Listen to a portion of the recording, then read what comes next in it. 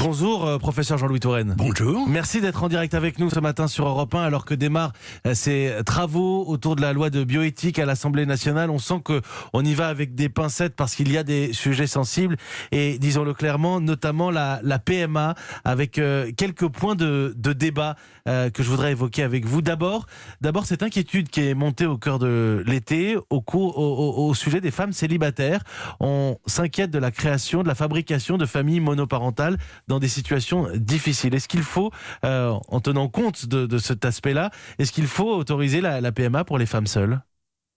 Oui. D'ailleurs, une grande quantité de pays l'ont déjà réalisé en Europe, et les analyses ont été effectuées chez les enfants, montrant que ces enfants se développent très bien, aussi bien que les enfants nés de PMA dans des couples hétérosexuels, par exemple.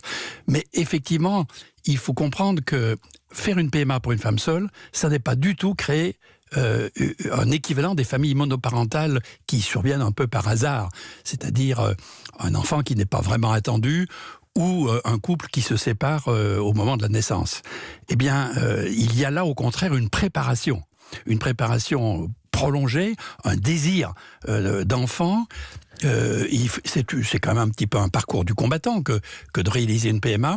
Et cet enfant qui est très attendu, très désiré, fortement aimé, cet enfant va bien se développer.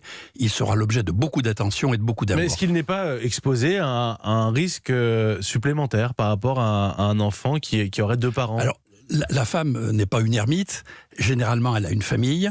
Et donc, dans cette famille, l'enfant est accueilli, si bien que s'il arrive un malheur à la femme, l'enfant ne se retrouve pas seul.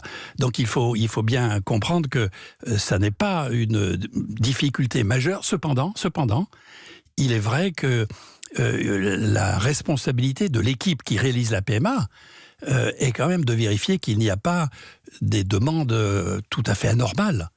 Je dirais parfois à la limite de la psychiatrie, pour une femme seule. On va vérifier le profil de la femme qui demande à avoir... C'est pas vraiment le profil, c'est un entretien. En Belgique, qui le fait depuis longtemps, entre 30 et 40% des femmes seules qui le demandent ne sont pas retenues. C'est-à-dire qu'un tiers environ des femmes qui le demandent sont considérées comme n'offrant pas des conditions satisfaisantes pour le développement de l'enfant, parce que ce sont des demandes qui ne sont pas parfaitement légitimes ou un petit peu conduisant à trop de fragilité, de risque de fragilité pour l'enfant. Bon, on va leur demander des avis d'imposition, des déclarations ? Non, pas du tout. Pas spécialement. Non, c'est une évaluation médicale et psychologique par un entretien. Mais je pense qu'à partir du moment où vous sollicitez l'aide de l'État pour procréer, naturellement, c'est un engagement de la société. C'est différent de ce que peuvent faire des femmes qui veulent avoir des enfants seules. Parce que dans notre société, ne vous faites pas d'illusions, il y a un certain nombre de femmes qui veulent avoir des bébés toutes seules. Donc elles prennent un étalon, si je peux dire, elles ont un enfant et elles abandonnent l'étalon le lendemain. Vous parlez de l'aide de l'État. Rentrons dans cet autre sujet qui crispe clairement dans la classe politique. Est-ce qu'il faut rembourser la PMA, la procréation médicalement assistée ? Ça n'est pas nécessairement un soin ? Alors, ça ne crispe pas tellement parce qu'en vérité, déjà, la PMA aujourd'hui est effectuée hors de conditions de soins.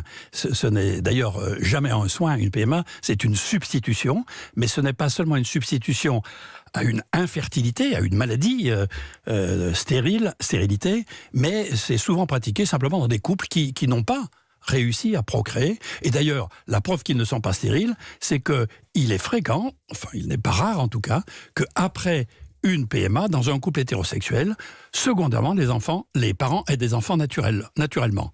Et donc, on voit bien que déjà aujourd'hui, l'application de la PMA n'est pas faite seulement comme une compensation de la stérilité. Alors, à vrai dire, aujourd'hui, déjà, la Sécurité sociale prend en charge toute une partie des frais des femmes qui vont faire des PMA à l'étranger. Tous les examens qui sont pratiqués. Donc la différence de coût pour la sécurité sociale est très faible, puisque déjà, aujourd'hui, les PMA pour des femmes seules, pour des femmes en couple, qui vont en Espagne, qui vont en Belgique, qui vont dans d'autres pays... Vous allez presque nous dire que ce sera moins cher désormais. Non, ça ne sera pas moins cher, non, soyons objectifs. Ça sera légèrement plus cher, mais vraiment été très chiffré, ça, négligeable dans le budget de la sécurité sociale. On sait de combien d'ailleurs ça a été chiffré, parce qu'on entend tout et n'importe quoi. Est-ce qu'on sait concrètement ce que ça va coûter à la Sécu de rembourser ces PMA? Oui, ça a été évalué, mais en gros, l'augmentation du coût pour la totalité du budget PMA, qui n'est pas un budget énorme, ça sera une augmentation de l'ordre de 15 à 20%.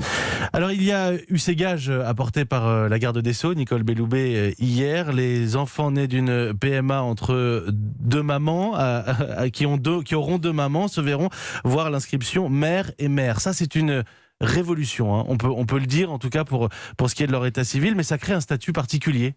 C'est très important, parce que jusqu'à maintenant, en France, hors les cas particuliers de l'adoption ou de l'accouchement sous X, jusqu'à maintenant, en France, la mère est la femme qui accouche.